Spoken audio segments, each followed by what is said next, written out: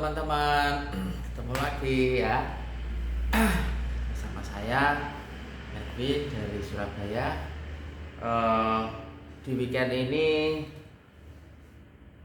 kebetulan di Surabaya sudah mulai hujan, tetapi di beberapa kota ya seperti Malang memang hujannya cukup deras dan semoga tidak sampai terjadi banjir ya yang berkepanjangan, karena memang debit air di sana agak meningkat ya kalau kita melihat berita. Semoga teman-teman di Malang dan sekitarnya tidak kerepotan dengan adanya banjir karena hujan ya. Oke, saya mungkin langsung saja ya. Jadi pada kesempatan kali ini saya ingin berbagi sedikit mengenai beberapa berita ya yang sering kita dengar dan sangat simpang siur ya di mana-mana. Adanya demo terkait dengan perang yang berkecamuk di Israel Palestina, ada yang pro Palestina, ada yang pro Israel gitu ya. Kemudian ada juga yang misalkan berada di antara keduanya dan bersikap netral begitu ya, dan lain sebagainya ya. Secara umum tragedi kemanusiaan yang terjadi di Palestina dan Israel tentu perlu kita kecam ya, karena itu tidak sesuai dengan asas-asas kemanusiaan, asas-asas keadilan yang saya kira perlu segera dihentikan. Begitupun yang terjadi di Rusia dan Ukraina harus dihentikan apapun motifnya. Kita tahu bahwa terjadi juga kemudian boikot sana, boikot sini gitu ya. Dan ini tentunya bukanlah solusi, ini justru memperkeruh suasana. Terlepas dari keputusan beberapa otoritas yang mengharuskan melakukan boikot ya, saya tidak tahu, tetapi saya kira melihat kasus seperti itu perlu kita sikapi secara bijak. Kita perlu menempatkan diri sesuai dengan porsinya masing-masing gitu ya. Regulator juga menjalankan perannya, kemudian otoritas juga menjalankan perannya, PBB pun seharusnya juga menjalankan perannya. Begitupun dengan pemimpin dunia, melihat hal-hal seperti itu harus segera dilakukan langkah-langkah diplomatik dan juga tentunya langkah-langkah yang sifatnya bisa membuat kebijakan-kebijakan populis ya, yang mendamaikan semua pihak. Oke, jadi karena banyaknya berita yang simpang siur, maka saya tertarik untuk mencoba untuk mengkaji lebih dalam begitu ya. Bagaimana seharusnya kita memfilter sebuah berita, atau bagaimana seharusnya kita memfilter sebuah informasi yang kita terima, apalagi dari internet ya begitu ya. Kita tahu bahwa pengguna internet semenjak pandemi ini meningkat ya, dari 1 juta sekian menjadi 20 sekian juta ya, kalau kita melihat dari data-data di internet ya, terutamanya di Menkominfo, kemudian di asosiasi-asosiasi itu. Kita lihat bahwa data pengguna internet Indonesia ini sangat meningkat sekali, drastis ya setelah pandemi. Nah, lantas yang kita jadikan pemikiran itu kan tentunya bagaimana seandainya informasi-informasi ini terlalu berlebihan dan hingga menggerakkan satu komunitas tertentu atau satu forum tertentu untuk mengambil sebuah sikap ya. Jadi pendekatannya adalah sudah pendekatan behavioral, sudah berdampak ke perilaku ya, baik itu secara pribadi maupun komunitas ataupun kelompok ya, atau golongan-golongan tertentu. Nah untuk melihat suatu informasi ini kan pasti kita melihat ada hal-hal yang kita anggap benar ya, yang sering kita anggap benar, dan karena itu benar menurut kita, maka kebenaran yang menurut kita asumsikan itulah yang menggerakkan kita untuk bergerak seperti kondisi ideal yang ada di pikiran kita. Nah, kebenaran sendiri itu apa sih? Nah, ini yang menjadi topik kita pada malam hari ini ya. Kalau melihat pada teori kebenaran gitu ya, atau the theory of truth gitu ya, ini dari Eropa, maka kita perlu melihat dulu konteks sejarahnya ya, konteks kesejarahan dari kebenaran itu sendiri.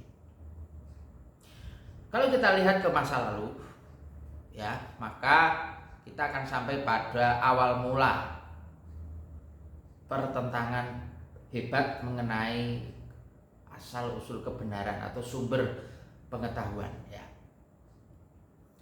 Dua orang yang pernah mendebatkan hal ini adalah sang legenda Plato dan muridnya Aristoteles ya. Jadi Plato ini adalah guru dari Aristoteles dan Aristoteles sendiri adalah murid dari Plato. Dan keduanya sebetulnya ya dipengaruhi oleh kearifan dan pemikiran-pemikiran bijak dari Sokrates sebetulnya. Hanya saja Sokrates kan tidak pernah menuliskan ide-idenya dalam suatu buku ya, yang menuliskan kan murid-muridnya, termasuk salah satunya Plato ini. Nah teman-teman, Plato berpendapat bahwa dia ini harus mendasarkan pada ide, pada rasio gitu ya. Apa-apa itu sudah ada dari lahir, kita tinggal menggalinya di dalam dunia ide kita ya. Jadi bukan hanya ide-ide kreatif, itu bukan ya. Ide yang dimaksud oleh Plato di sini adalah semacam dimensi pemikiran dalam benak kita, dalam benak seseorang yang mampu menjangkau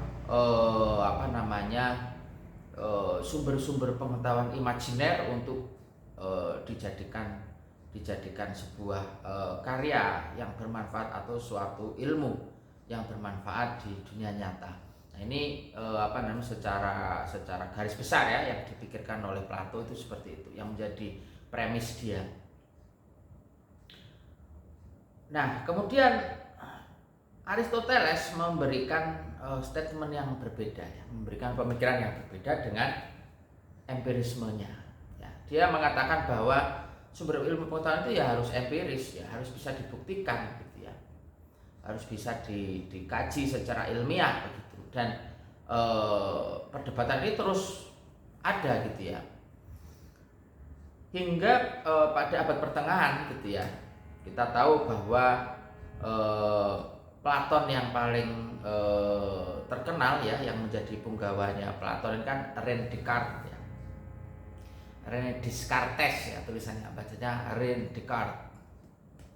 Sementara Aristotelian yang paling masyhur, yang paling keras juga ya, David Hume ya namanya. Nah, ini menjadi semakin tajam gitu ya. Jadi ada yang sangat rasionalis banget, ada yang sangat empirical banget.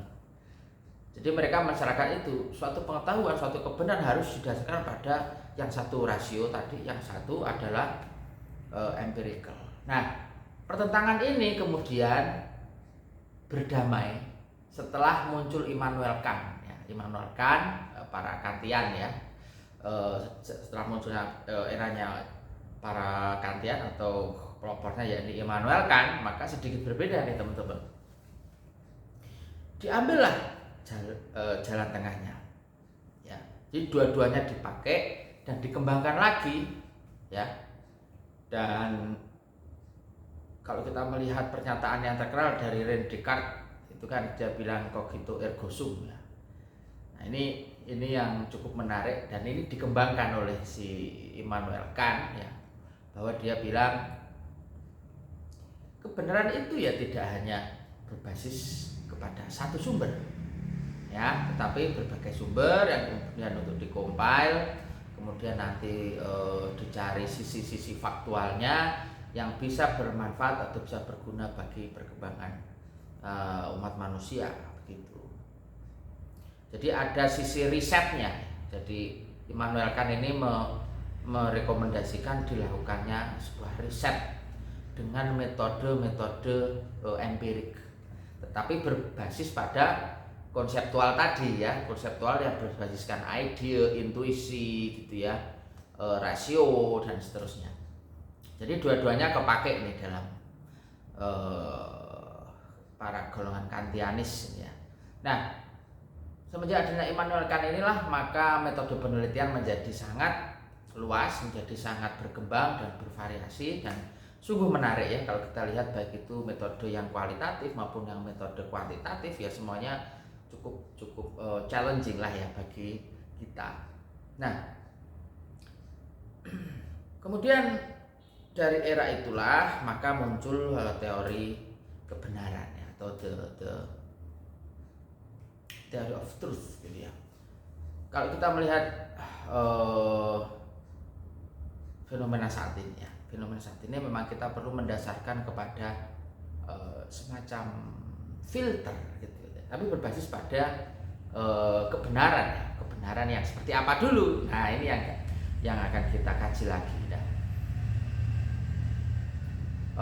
Dr. Reza Watimena ya, teman-teman kalau tahu beliau ini pendiri Rumah Filsafat dan seorang pengajar ya, pengajar filsafat juga di sebuah perguruan tinggi. Itu mengatakan bahwa ada 3 teori kebenaran ya, ini dari sudut pandang Eropa ya. Yang pertama adalah teori kebenaran korespondensi. Jadi dia harus corresponding each other. Harus ada 2 arah ya, informasi itu. Informasi masuk kita terima ya. Harus ada korespon dengan yang lainnya, harus berkaitan dengan hal-hal lain, misalnya fakta di lapangan, misalnya pemikiran-pemikiran yang lain. Ada perspektif yang mungkin sama atau berbeda yang kemudian kita coba ambil garis atau titik garis atau benang merahnya ya begitu untuk mengambil sikap harus seperti apa. Misalnya seorang guru bilang kepada muridnya ya, tulislah apa yang saya sampaikan berdasarkan poin-poin yang saya tulis di papan tulis ini. Si murid melihat, oh oke, ada papan tulis, ada tulisannya, ada suara guru, ada deskripsi dari guru yang harus dia tulis, faktual, instruksi, informasi, correspond with each others gitu ya, dengan satu sama lainnya, gitu. Nah lalu seperti itu ya, jadi teori korespondensi atau corresponding theory of truth. Kemudian yang kedua adalah teori koherensi, coherent theory of truth. Nah teori ini ya menitikberatkan pada action lanjutan setelah informasi kita terima. Action lanjutan yang dimaksud di sini adalah bagaimana kita menerima secara pribadi, tetapi kemudian melakukan cross check ya, cek dan recheck. Nah yang kedua ini lebih cenderung mengarah ke teorinya Hegel, ya, teori dialektika itu ya. Apa yang diterima perlu kita cross check dengan apa yang sudah mungkin kita tahu atau pengetahuan sebelumnya tentang hal ini, kemudian muncul premis yang menjadi konklusinya. Jadi istilahnya Hegel itu tesis ketemu dengan antitesis menjadi sintesis kan. Itu formulanya dialektika. Nah itu semisal contoh ya, kita menerima informasi ini, ada motor hilang di RT 7 misalnya, kita RT 5 gitu ya. Kemudian kita lihat nih di grup RW misalkan, di grup RW itu kan lebih besar ya dari RT, biasanya ada di situ. Wah, ternyata benar nih, informasi tambahan kan ini ya. Lantas kita coba cross check, ternyata tidak gitu ya, ternyata motornya masih ada di situ. Berarti tidak hilang dong.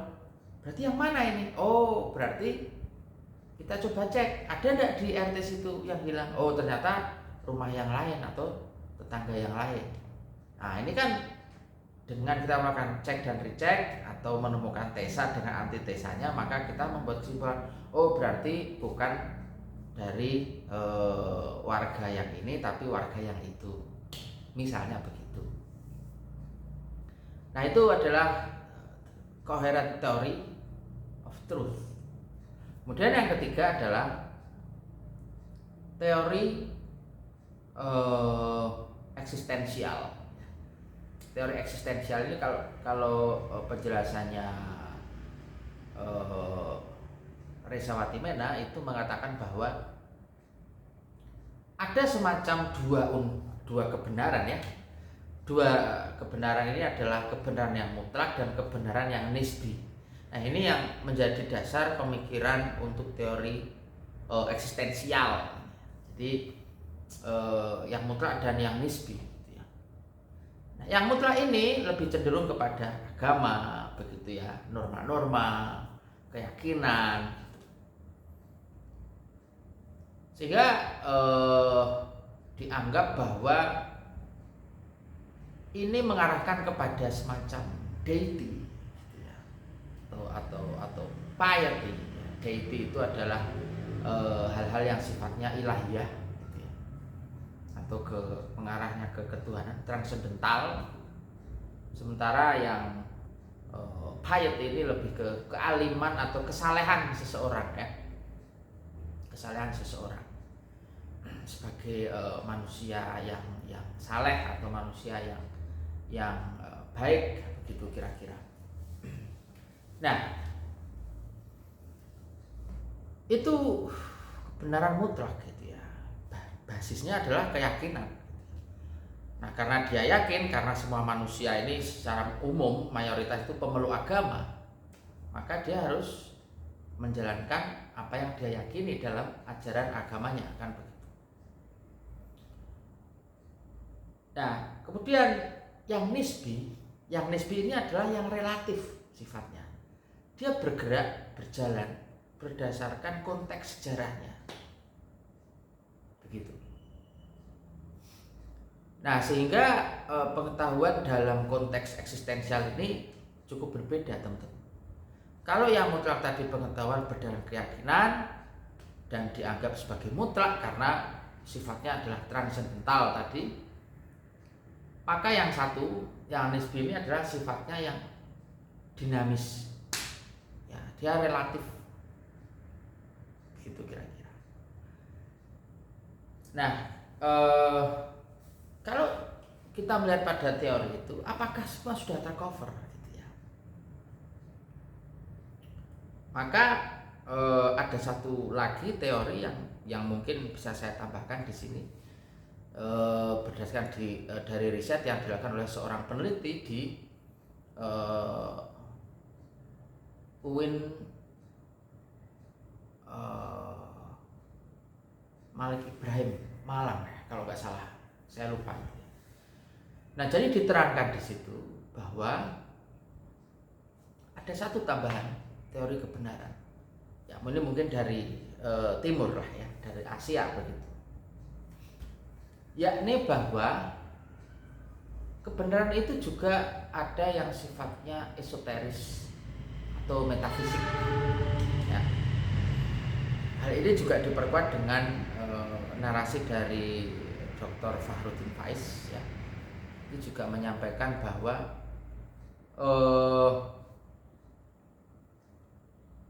pengetahuan metafisik itu adalah pengetahuan yang didapat dari pengalaman seseorang yang tidak bisa dibuktikan secara fisik,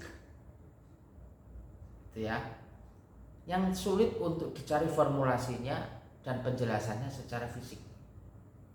Tetapi ini sebenarnya adalah masalah waktu, di mana pengetahuan belum menemukan saja formulasinya. Tapi segala sesuatu di bumi ini, di dunia nyata ini pasti ada formulasinya. Ya, itulah salah satu dari keadilan dari pengetahuan itu sendiri gitu. ya. Jadi pengetahuan itu punya apa namanya sifat adil juga gitu ya, dimana dia bisa menjelaskan secara indrawi gitu ya, orang bisa melihat dan mengukur, menakar secara indrawi, dan itu hanya tinggal masalah waktu saja kalau hal-hal yang sifatnya pengetahuan metafisis belum ditemukan ya, itu hanya masalah waktu saja. Itu kira-kira ya teman-teman. Nah, pengetahuan metafisik inilah yang salah satunya menjadi semacam kebenaran juga ya di beberapa kalangan, utamanya di Indonesia ya. Di Indonesia yang beragam sekali kulturnya yang sangat banyak ini, maka pengetahuan metafisik ini juga diyakini begitu ya. Dan kadang menjadi sumber pengambilan sikap terhadap suatu hal gitu ya. Gitu kira-kira. Nah, lalu ada satu bentuk teori kebenaran yang didasarkan pada fungsionalnya, yakni apakah dia bermanfaat kepada sosial, bermanfaat kepada umat manusia atau tidak, pada ras manusia atau tidak, atau kepada tumbuhan, hewan, dan lain sebagainya, ekosistem lah ya kalau saya katakan, atau tidak. Kalau dia berguna dan bermanfaat, maka itu adalah kebenaran. Itu ya. Kita tahu orang-orang seperti, kalau kita melihat filsafat di Timur Tengah ya, orang-orang seperti Al-Juwaini, Asy-Syatibi gitu ya, Al-Khawarizmi, Averroes, Avicenna ya, itu adalah orang-orang yang saya kira ya, Al-Kindi ya, itu saya kira ini kalau kita bicara filsafat timur ya, itu bahwa mereka Timur Tengah ya, maksud saya Middle Eastern, itu memang mereka lebih ke kebenaran yang ini. Jadi apakah bisa dipakai untuk orang banyak, apakah berguna untuk orang lain dan sosial gitu ya. Kalau berguna dan bisa dipakai untuk kemajuan, untuk kebaikan ekosistem begitu kira-kira, maka dia akan dianggap kebenaran. Begitu kira-kira. Nah, teman-teman, 5 teori kebenaran semoga bisa membantu kita semua dalam menyikapi suatu fenomenologi, suatu fenomena, suatu kajian-kajian tentang informasi yang dengan sangat cepatnya ya mendatangi kita, baik itu di sosial media, secara dunia maya maupun secara dunia nyata gitu ya. Saya yakin teman-teman bisa memilah-milah mana yang baik dan mana yang kurang dan mana yang juga tidak baik, sehingga kita bisa memposisikan diri secara bijak, secara dewasa, dan bisa melihat dari segi normatif, dan tentunya dari beberapa perspektif berdasarkan teori kebenaran tadi ya. Semoga bermanfaat teman-teman. Tidak banyak yang saya sampaikan malam ini, cukup tapi cukup makan waktu juga ya teman-teman, 2-3 menit ya. Oke, saya kira itu cukup dari saya. Sampai jumpa, sukses selalu, sehat selalu untuk teman-teman semua. Bye bye.